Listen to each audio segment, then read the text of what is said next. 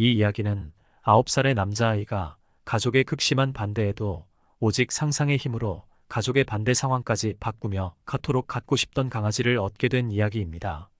한 여성분이 저에게 찾아와 상담을 했을 때 일어난 일입니다. 전혀 예상하지 못한 결과가 일어나게 되었습니다. 어느 날 오후 뉴욕에서 사업을 하는 젊은 할머니가 저를 찾아왔습니다. 그녀는 9살짜리 손자를 데려왔는데 아이는 펜실베이니아에서 할머니 집에 잠시 머물고 있는 중이었습니다. 저는 그녀의 질문에 대한 대답으로 전제의 법칙을 설명하며 목표를 달성하는데 필요한 절차를 상세히 설명했습니다. 아이는 작은 장난감 트럭에 푹 빠져 조용히 앉아 있었고 전 아이의 할머니에게 소망이 이루어진다면 갖게 될 의식의 상태를 미리 가져보는 방법을 설명했습니다. 저는 그녀에게 제가 군대에서 명예제대를 하기 위해 매일 밤 잠들기 전 집에 돌아가서 잠든 것을 상상했던 이야기를 들려주었습니다.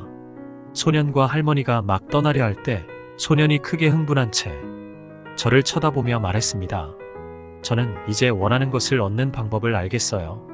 깜짝 놀라서 저는 꼬마에게 원하는 것이 무엇인지 물었습니다. 아이는 강아지를 몹시 갖고 싶다고 말했습니다. 할머니가 이 말을 듣자 격렬히 반대하며 소년에게 어떤 일이 있어도 강아지를 키우는 일은 없다고 반복해서 단호히 말했습니다. 할머니는 아빠, 엄마가 허락하지 않을 거고 강아지를 적절하게 돌보기에는 손자가 얼마나 어린지, 더구나 아빠는 강아지를 몹시 싫어해서 곁에 두는 것조차 꺼려한다고 말했습니다. 아이는 너무나도 강아지를 갖기 원했기에 이런 문제들을 이해하려 하지 않았습니다. 아이는 말했습니다. 이제 제가 무엇을 해야 할지 알겠어요. 매일 밤 잠이 들 때 저는 강아지를 갖고 있고 우리는 함께 산책하러 간다고 상상할 거예요. 할머니는 안 돼. 그건 네빌 씨가 의도한 게 아니야. 이건 너에게 말해준 게 아니야. 넌 강아지를 가질 수 없어라고 손자에게 말했습니다.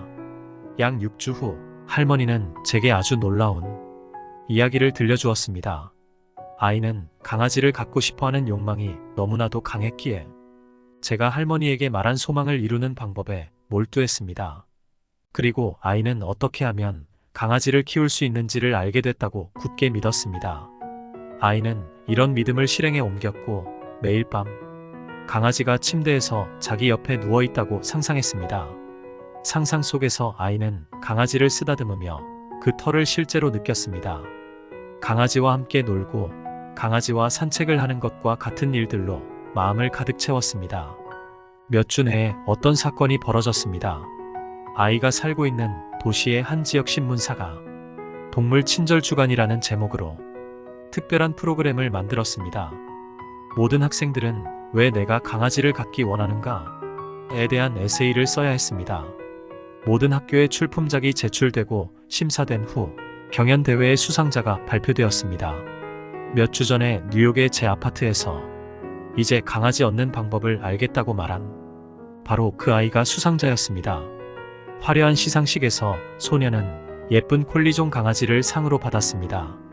그리고 그 시상식은 기사와 사진과 함께 신문에 실렸습니다.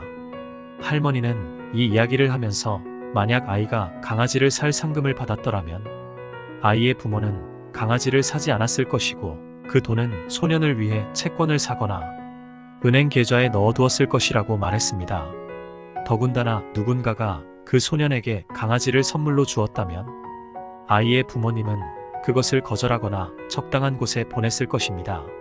그러나 그 소년이 강아지를 갖게 된 극적인 방식, 그러니까 소년이 도시 전체 대회에 우승을 하고 신문에 기사와 사진이 실리고 그것으로 소년의 성취에 대한 자부심과 기쁨을 갖게 된 것, 이 모든 것이 합쳐져서 부모님의 마음을 바꿔놓아 소년의 소망이 이루어진 것이었습니다. 그래서 아이의 부모는 결코 허락하지 않았을 것이라고 여겨졌던 일을 허락하고 말았습니다. 그렇게 아이는 강아지를 키울 수 있게 됐습니다.